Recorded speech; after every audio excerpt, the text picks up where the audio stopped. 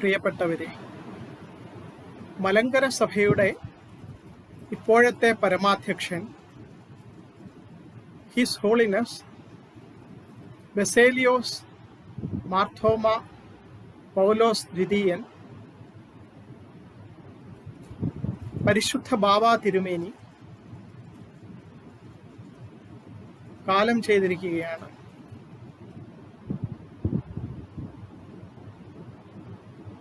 എന്നും സുസ്മേരവദനായി സഭയ്ക്കൊരു വെളിച്ചമായി, എല്ലാ വിശ്വാസികൾക്കും ആശ്വാസമായി, പൊതുജനങ്ങൾക്കൊക്കെ ഒരു വഴികാട്ടിയായി നിന്നിരുന്ന ആ മഹാത്മാവ് ഇനി നമ്മുടെ കൂടെ ഇല്ല.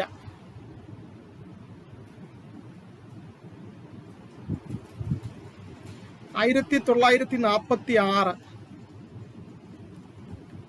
ഓഗസ്റ്റ് മാസം 30 തൃശൂർ ജില്ലയിലെ കുന്നംകുളം താലൂക്കിലാണ് പരിശുദ്ധ ബാവാ തിരുമേനിയുടെ ജനനം. വളരെ ചെറുപ്പത്തിൽ തന്നെ സഭയിലെ വളരെ ഉന്നതമായ സ്ഥാനങ്ങൾ വഹിക്കുകയും 36-ാമത്തെ വയസ്സിൽ ബിഷപ്പും അതിനുശേഷം ദീർഘകാലം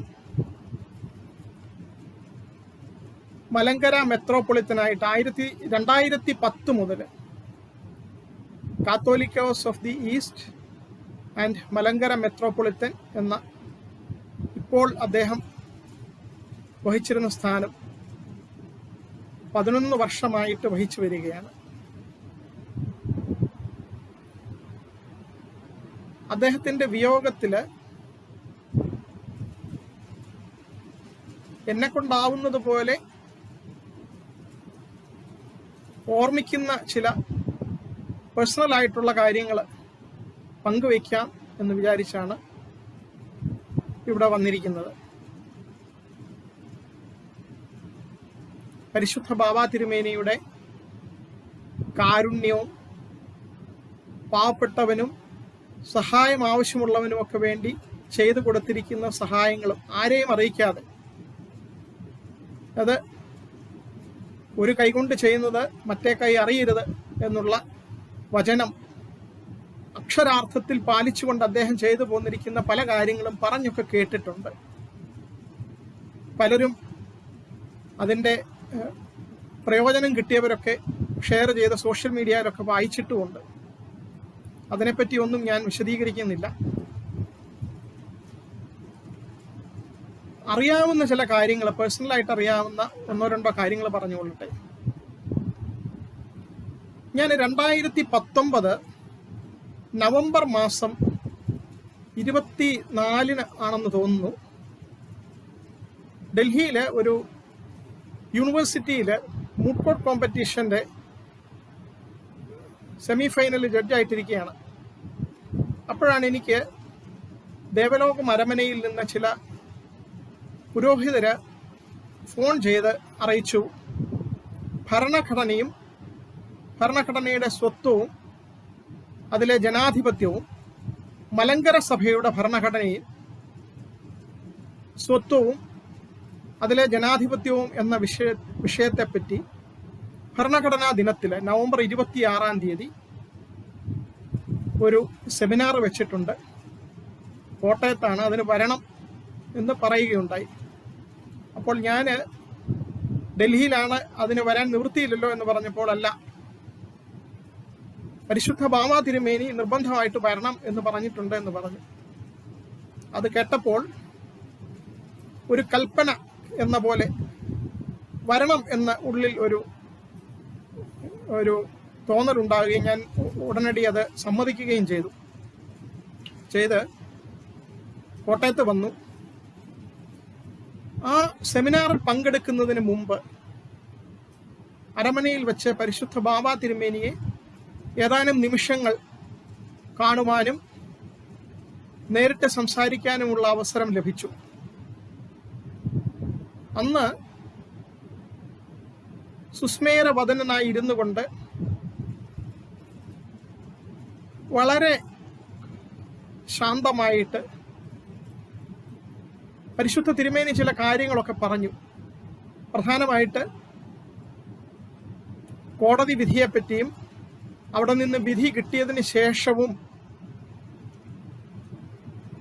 ഇതുവരെ എന്തുകൊണ്ട് അത് നടപ്പാക്കി കിട്ടുന്നില്ല എന്നുള്ള കാര്യങ്ങളെപ്പറ്റിയൊക്കെയാണ് സംസാരിച്ചത്. തിരുമേനി പറഞ്ഞു, ഗവൺമെന്റ് ഇത് നടപ്പാക്കി തരേണ്ടതാണ്, പോലീസിനിത് ചെയ്യാൻ പറ്റുന്ന കാര്യമാണ്. അപ്പൊ എനിക്ക് ഒരു സഭയുടെ പരമാധ്യക്ഷൻ എന്നുള്ളതിനേക്കാളുപരി ആത്മീയത നിറഞ്ഞു തുളുമ്പുന്ന ഒരു പ്രസന്നവദനായിട്ടിരിക്കുന്ന ഒരു മഹാനായ ഒരു മനുഷ്യൻ, അതിനേക്കാളൊക്കെ ഉപരി എനിക്ക് തോന്നിയ ഒരു ഉള്ളിൽ നിന്ന് തോന്നിയത്, സുപ്രീം കോടതി വരെ പോയി അവിടെ നിന്ന് ഇവിടെയാണ് നീതി, ഈ ഭാഗത്താണ് ന്യായം എന്ന വിധി സമ്പാദിച്ച ഒരു സഭയുടെ പരമാധ്യക്ഷനാണ് എൻ്റെ മുന്നിലിരിക്കുന്നത്. അദ്ദേഹത്തിന് ഇതുവരെ ആ കോടതി വിധി നടപ്പായി കിട്ടിയിട്ടില്ല. ആ ഒരു ബഹുമാനത്തോടു കൂടി തന്നെയാണ് ഞാൻ അദ്ദേഹത്തിൻ്റെ അടുത്ത് സംസാരിച്ചത്. പക്ഷെ എന്നാലും ഒരു കാര്യം പറയണമെന്ന് എനിക്ക് തോന്നി, മനസ്സിൽ നിന്ന് തോന്നി, അത് പറയാനുള്ള ധൈര്യമുണ്ടായി. യാക്കോബായ സഭയിലെ ആരും അവിടെ ഇല്ലായിരുന്നത് കൊണ്ട് എനിക്കത് പറയണം എന്ന് വ്യക്തമായിട്ട് തോന്നി. ഞാൻ പരിശുദ്ധ ബാവ തിരുമേനിയോട് ഒരു കാര്യം പറഞ്ഞു. പ്രതിവിധി കണ്ടെത്തുമ്പോൾ അത് രക്തരഹിതമായിരിക്കണം. എൻ്റെ ഒരു നിർദ്ദേശം വെച്ചു. പരിശുദ്ധ തിരുമേനി അത് വീണ്ടും എൻ്റെ അടുത്ത് ചോദിച്ചു, എന്താണ് പറഞ്ഞത്? ഞാൻ പറഞ്ഞു, പ്രതിവിധി രക്തരഹിതമായിരിക്കണം. അത് അദ്ദേഹത്തിന് വളരെ വലിയൊരു അത്ഭുതം. അദ്ദേഹം പറഞ്ഞു, ഒരിക്കലും ഞങ്ങൾ വയലൻസിനെ ജസ്റ്റിഫൈ ചെയ്തിട്ടില്ലല്ലോ. മലങ്കര സഭ എന്നും സമാധാനപരമായ ഒരു ഒത്തുതീർപ്പ്, വിധി നടപ്പാക്കൽ എന്ന് പറയുമ്പോൾ ഉദ്ദേശിക്കുന്നത് ഒരക്രമവും കൂടാതെ, ഒരു തരത്തിലുള്ള രക്തച്ചൊരിച്ചിലോ അല്ലെങ്കിൽ യാതൊരു രീതിയിലുള്ള അക്രമവും കൂടാതെ, ലാത്തിപ്രയോഗം പോലും കൂടാതെയുള്ള കോടതി വിധി നടപ്പാക്കിയെടുക്കുന്നതിനെ പറ്റിയാണ് സംസാരിക്കുന്നത്. അതാണ് പരിശുദ്ധ ബാവ തിരുമേനിയുടെ മനസ്സിലുണ്ടായിരുന്ന ആശയം. അദ്ദേഹം പറഞ്ഞത്, ഗവൺമെന്റ് തീരുമാനിച്ചാൽ, പോലീസ് മനസ്സ് വെച്ച് കഴിഞ്ഞാൽ, അത് അങ്ങനെ ചെയ്യുന്നതിന് അവർക്ക് യാതൊരു പ്രയാസവുമില്ല, അത് ചെയ്യാൻ അവർക്കറിയാം എന്ന് പറഞ്ഞു. അപ്പം ഞാൻ പറഞ്ഞതുപോലെ അവസാനത്തെ കോടതിയിൽ നിന്ന് ഇവിടെയാണ് നീതി, ഈ ഭാഗത്താണ് സത്യം എന്ന വിധി സമ്പാദിച്ച ആളോടാണ് ഞാൻ സംസാരിക്കുന്നത്. ഞാൻ പറഞ്ഞു, തീർച്ചയായിട്ടും വിധി വളരെ അനുകൂലമാണ്. പക്ഷേ ഒരു പക്ഷേ ഇപ്പോൾ സിറ്റുവേഷനിൽ നടപ്പാക്കി കിട്ടുന്നതിന് എന്തെങ്കിലും പ്രായോഗികമായിട്ടുള്ള പ്രയാസങ്ങൾ കാണും. അസംബ്ലി ഇലക്ഷനൊക്കെ അടുത്തിരിക്കുന്ന സമയമാണ്. അത് കഴിഞ്ഞു കഴിഞ്ഞാൽ ഒരു പക്ഷേ ഈ സാഹചര്യം മെച്ചപ്പെടുമായിരിക്കും. അപ്പോൾ എല്ലാം വളരെ സമാധാനപരമായും ശാന്തിപൂർണമായിട്ടും സംഭവിക്കും എന്ന് പ്രത്യാശിക്കാം എന്ന് പറഞ്ഞ് അവിടെ നിന്ന് പിരിഞ്ഞു. അതിനുശേഷം അന്നുണ്ടായിരുന്ന യോഗത്തിൽ പരിശുദ്ധ തിരുമേനിയുടെ പ്രഭാഷണത്തിന് ശേഷം ഭരണഘടന, റൂൾ ഓഫ് ലോ, അതിലെ ആശയങ്ങൾ, സ്വത്വം, സാഹോദര്യം, ജനാധിപത്യം, അതിനുശേഷം മലങ്കര ഭരണഘടനയുടെ ജനാധിപത്യ സ്വഭാവത്തെ പറ്റിയൊക്കെ ഞാനും ഒരു പ്രബന്ധം അവതരിപ്പിക്കുകയുണ്ടായി. അത് കഴിഞ്ഞ് അദ്ദേഹത്തോട് വിട വാങ്ങി. ഇപ്പോൾ എൻ്റെ മനസ്സിൽ ഓർമ്മ വരുന്നത്, അന്ന് തോന്നിയ കാര്യം, ഇത്രയും അക്കോമഡേറ്റീവ് ആയിട്ടുള്ള, ഇത്രയധികം പോസിറ്റീവ് ആറ്റിറ്റ്യൂഡുള്ള, ഇത്രയേറെ വിശാല മനസ്കനായിട്ടുള്ള, ഇത്രയും ആത്മീയ തേജസ് ഒറ്റ നോട്ടത്തിൽ മുഖത്ത് ആർക്കും തിരിച്ചറിയാൻ കഴിയുന്ന, ഞാൻ ഒരു ക്രിസ്തുമത വിശ്വാസിയല്ല, ഞാനാണ് പറയുന്നത്, എൻ്റെ ഒരു ഔട്ട്സൈഡർ എന്നുള്ള രീതിയിൽ എൻ്റെ മനസ്സിൽ തോന്നിയ കാര്യങ്ങൾ ഞാൻ പറയുകയാണ്. എനിക്ക് മനസ്സിലാകുന്നില്ല എന്തുകൊണ്ടാണ് പരിശുദ്ധ ബാവാ തിരുമേനി ഉണ്ടായിരുന്ന സമയത്ത് ചില വിഭാഗങ്ങൾ വിട്ടുനിന്നത്, അദ്ദേഹത്തിൻ്റെ പരമാധ്യക്ഷ പദവിയെ അംഗീകരിക്കാൻ വിമുഖത കാട്ടിയതെന്ന് എനിക്ക് അന്നും ഇന്നും മനസ്സിലായിട്ടില്ല. ഈ സന്ദർഭത്തിൽ എനിക്ക് വളരെയേറെ ദുഃഖം ഉള്ള ഒരു കാര്യം, നമുക്ക് പ്രിയങ്കരനായിട്ടുള്ള പരിശുദ്ധ ബാവാ തിരുമേനി നമ്മെ വിട്ടുപിരിഞ്ഞു. അതുകൂടാതെ ഒരാൾ കൂടി അവസാനത്തെ കോടതിയിൽ നിന്ന് അനുകൂല വിധി സമ്പാദിച്ചതിന് ശേഷവും അതിൻ്റെ പൂർണ്ണമായ വിധി നടത്തിപ്പ് കിട്ടാതെ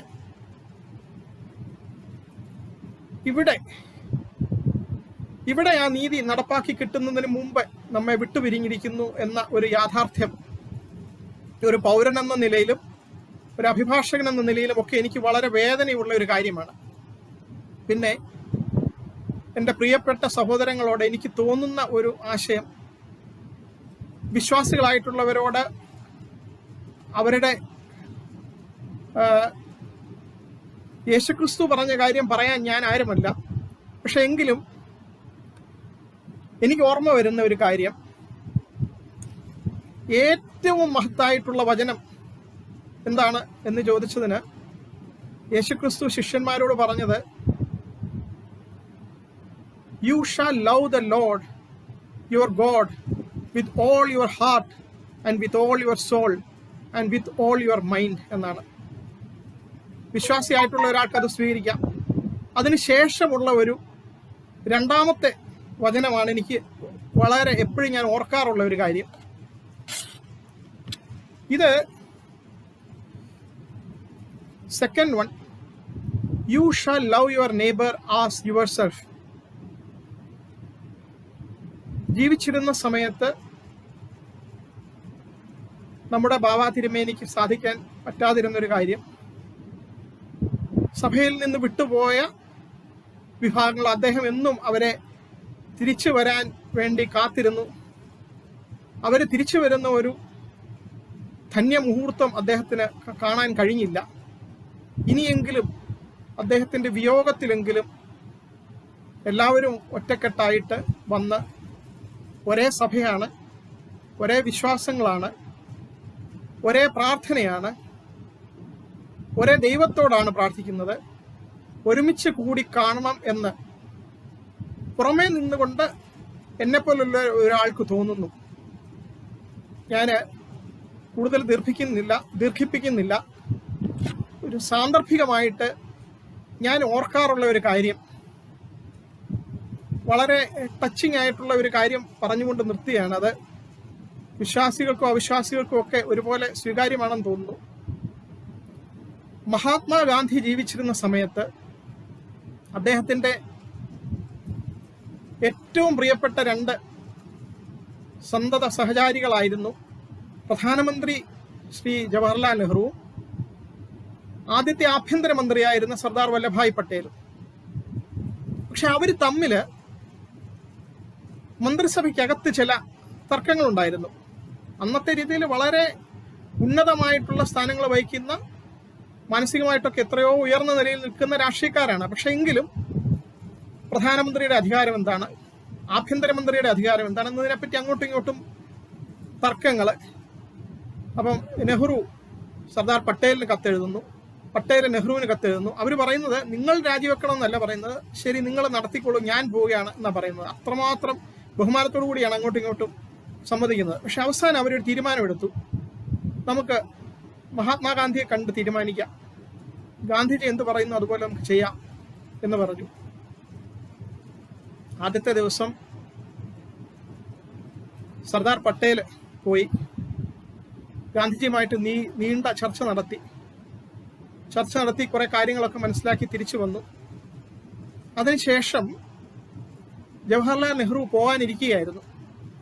ആ സന്ദർഭത്തിലാണ് മഹാത്മാഗാന്ധി വെടിയേറ്റ് മരിച്ചു എന്ന വാർത്ത വരുന്നത്.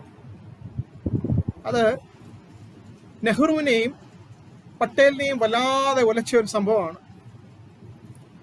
നമ്മളിവിടെ ആർക്കാണ് അധികാരം എന്ന് തർക്കം കൂടിക്കൊണ്ടിരുന്ന സമയത്ത്, അങ്ങോട്ടും ഇങ്ങോട്ടും വഴക്കുണ്ടാക്കിക്കൊണ്ടിരുന്ന സമയത്ത്, രാജ്യത്തിന്റെ സ്വാതന്ത്ര്യത്തിന് വേണ്ടി അഹോരാത്രം പ്രവർത്തിച്ച, തെക്കും വടക്കും ചെരുപ്പില്ലാതെ നടന്ന് സ്വാതന്ത്ര്യത്തിന് വേണ്ടിയും സ്വാതന്ത്ര്യം കിട്ടിക്കഴിഞ്ഞ് സമാധാനത്തിന് വേണ്ടിയും എല്ലാം പ്രവർത്തിച്ചു കൊണ്ടിരുന്ന നമ്മുടെ ബാപ്പുജി നമ്മെ വിട്ടു പോയിരിക്കുകയാണ്.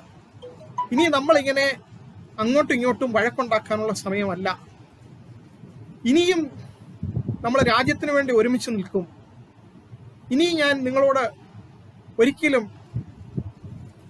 അധികാരത്തെ ചൊല്ലി തർക്കത്തിനില്ല എന്ന് രണ്ടുപേരും തീരുമാനിക്കുകയാണ്. പ്രധാനമന്ത്രി സർദാർ പട്ടേലിനോട് പറയുന്നു, പട്ടേൽ വളരെ ദുഃഖത്തോടു കൂടി നെഹ്റുവിനോട് പറയുന്നു. അങ്ങനെ രണ്ടുപേരും